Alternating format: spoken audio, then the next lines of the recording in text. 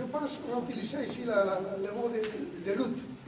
On va continuer à développer la lutte pour que la prochaine réunion soit, ça c'est pour tout le monde, que soit dans les salons de l'Hôtel de Ville de Paris. Si on se mobilise, on peut le faire. Je vous rappelais, il y a des difficultés, mais enfin, au cours du mois de décembre, on a eu une réunion du quartier. Alors, monsieur le maire de Paris aussi nous avait dit que les centres de santé, ça serait fermé pour ouvrir un autre 4 ans plus tard. Alors, le conseil de quartier, à la fin du mois de décembre, à l'unanimité, on a décidé de ne pas, voilà, à l'unanimité, on s'est prononcé contre la fermeture.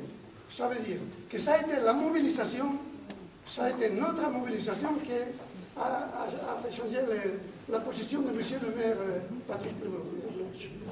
Et cet acte-là, on peut le multiplier, et puis en collaboration avec, par exemple, avec les centres de Paris 17e, et pourquoi pas, pourquoi pas. Et je finis en disant ça. Alors, si on développe la lutte, on peut programmer et demander la salle de l'hôtel de ville de la salle de fête.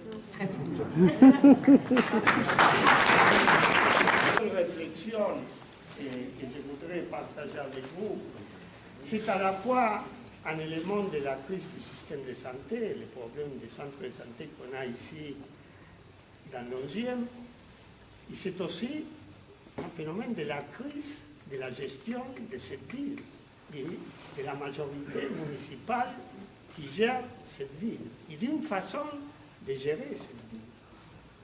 Alors il faut comprendre qu'il y a ici les deux choses qui vont ensemble. Et la camarade du 20e a dit qu'ils ont réussi à tenir parce qu'ils se sont mobilisés dans la rue, parce qu'ils étaient dans la rue. Dans la situation de crise aujourd'hui, et de crise y compris de la gestion de la ville de Paris, il faut qu'on sache qu'on peut gagner si on mobilise dans la rue. La gestion municipale, la commission, tout ça, c'est peut-être des choses qu'il faut faire. Parce que finalement, on paye des impôts et les conseillers municipaux doivent travailler. Mais c'est dans la rue qu'on pourra gagner ou perdre cette lutte. Dans la mobilisation, l'initiative du 2 avril. La deuxième chose, pour finir, à ce moment, c'est la dynamique devrait être celle-là, et on a avancé, et on a bien fait les choses jusqu'à maintenant, et on doit continuer sur la même orientation. Une deuxième réflexion sur le problème de la privatisation en relation à ce qu'a dit les médecins. Le problème, effectivement, n'est pas d'opposer. Parce que la question de la privatisation, ce n'est pas simplement la privatisation, c'est la privatisation pour les marchés financiers.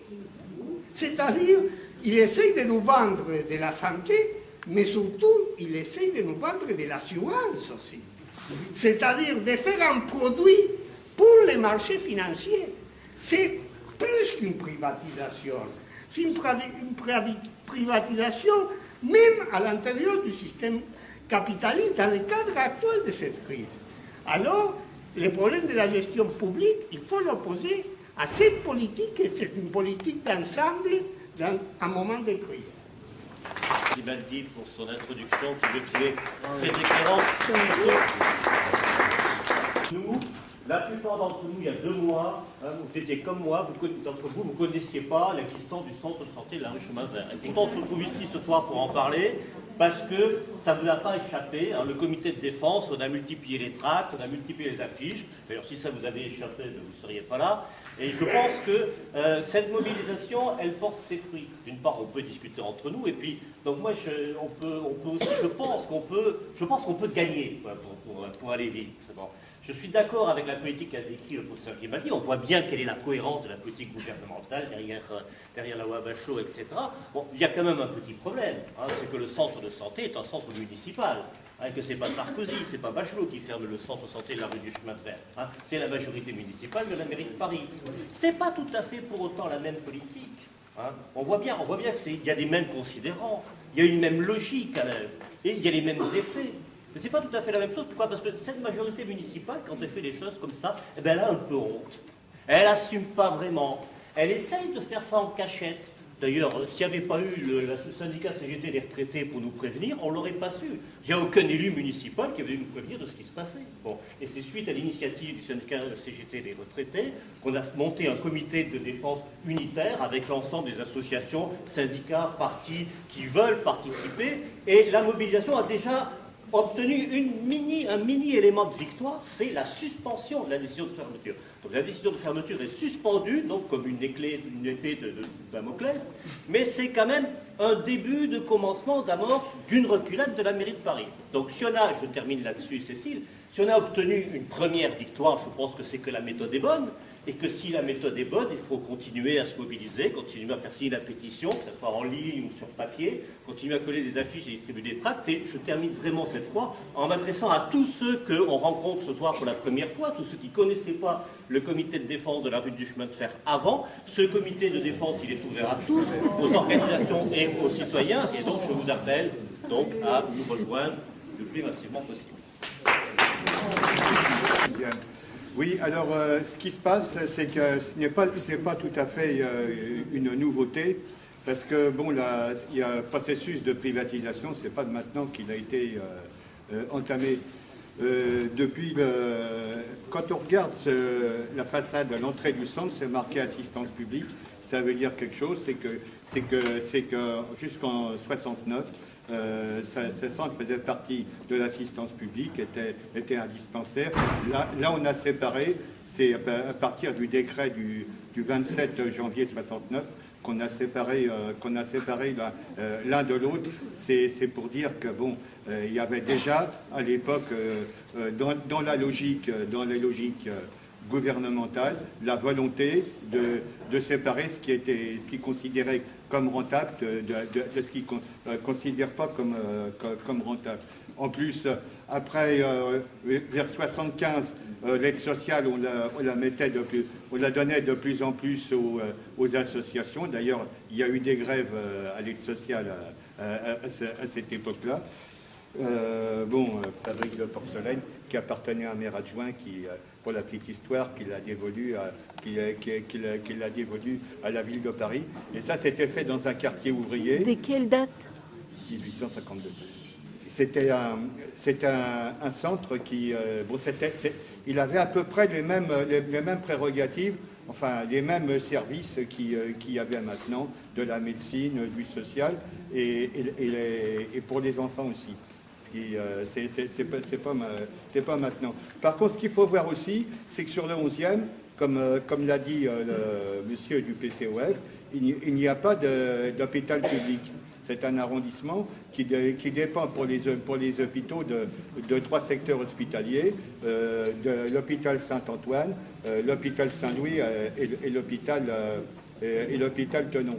Alors, il faut voir aussi pour ce qui est des soins, parce que quand on va aux urgences, actuellement dans les hôpitaux,